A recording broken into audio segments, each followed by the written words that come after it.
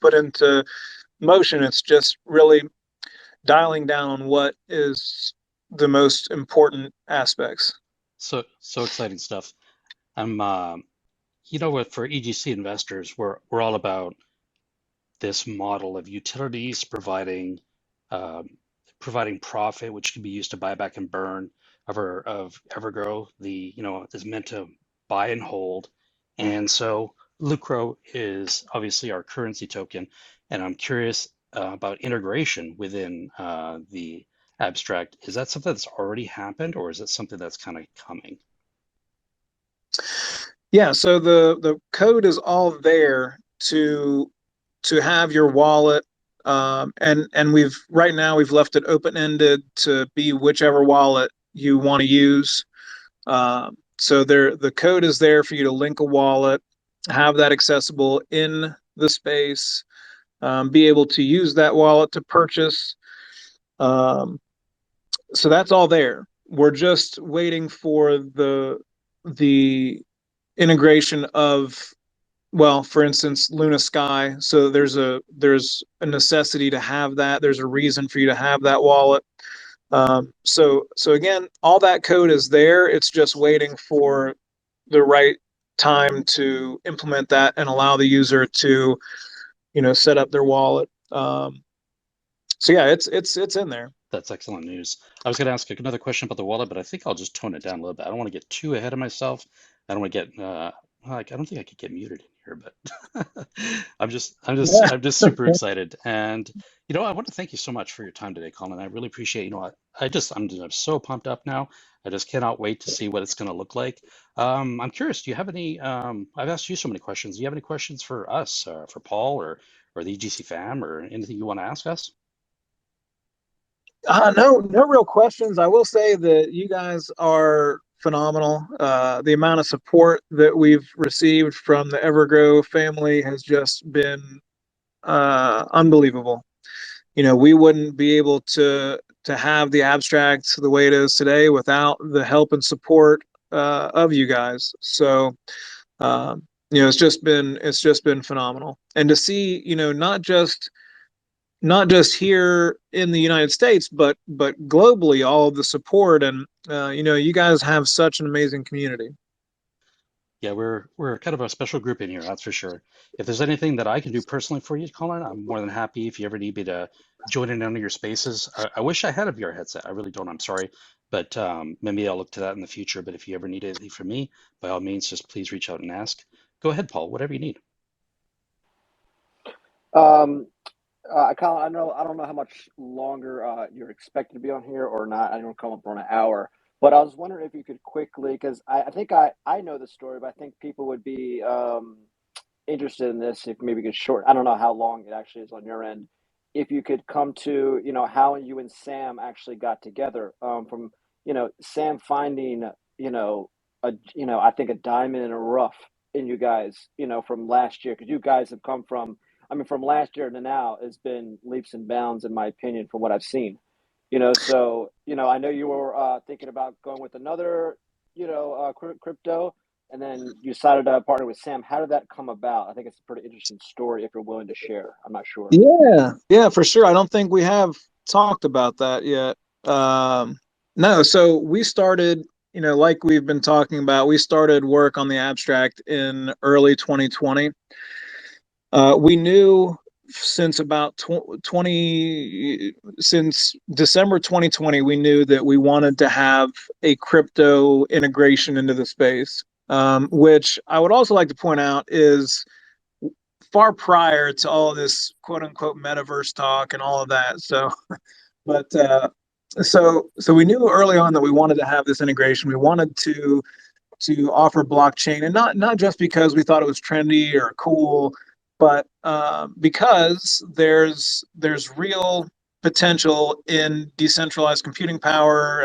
USD, for anybody who is in the space, is an NVIDIA creation that is going to revolutionize the way that we process graphic computing.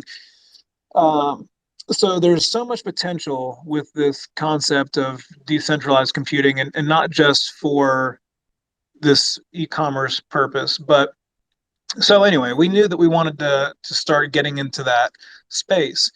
Um, and we reached out to a few different currencies, some of the bigger ones, and we had some interest, and there was potential for a partnership with one of the larger ones out there. But I personally, I had meetings with these different currency boards, and I just didn't really connect with them, and their vision was so far removed from what we were trying to accomplish that we passed on those. And then we sat down. I reached out to Sam and I said, "Hey, Sam, love what you guys are doing." I found out about EverGrow from, I believe, a Fox Business article, maybe. Um, so I thought it was a really cool, forward-thinking concept that you guys had come up with. So I reached out in an email and I said, "Hey, this is what we're trying to accomplish, essentially in a nutshell. Here's where we see the potential for crypto integration in our project. Uh, is this something that interests you?" And I think within a few weeks, we were on a Zoom call with Sam and some of you guys, and it was just really obvious to me that Sam and the rest of the team over there at EverGrow shared the vision of the future of this cloud computing space very, very closely to my vision of what it's going to be. So it's just been a phenomenal partnership. I can't think of many times where I've gone to Sam and said, "Hey, this is what we're thinking. This is what we want to do.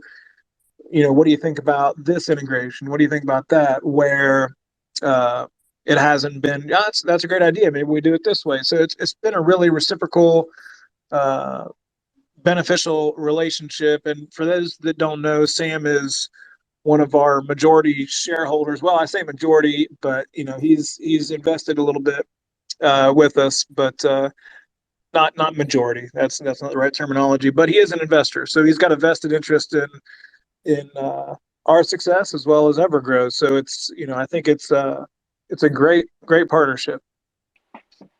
As do I. I couldn't put in as much as Sam, but I know me and you, Colin, me and you talked about that. But yeah, if everyone knows that the I don't know it wasn't a fundraise. I forget what it was called. What was it actually called? Oh, regulation crowdfund Reg CF.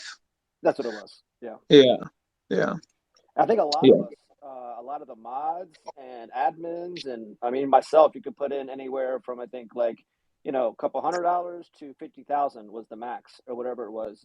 I know I put in, I put in thousands of my money and early on, and I'm happy I did. I'm so excited about the future. I'm very. Yeah, yeah, I appreciate it. Yeah, so the U.S. just made regulation crowdfunding a thing a few years back, and what it essentially did was it allowed the average commercial, you know, um, normal person to get in on this venture capital style business funding that wasn't really possible prior to that legislation.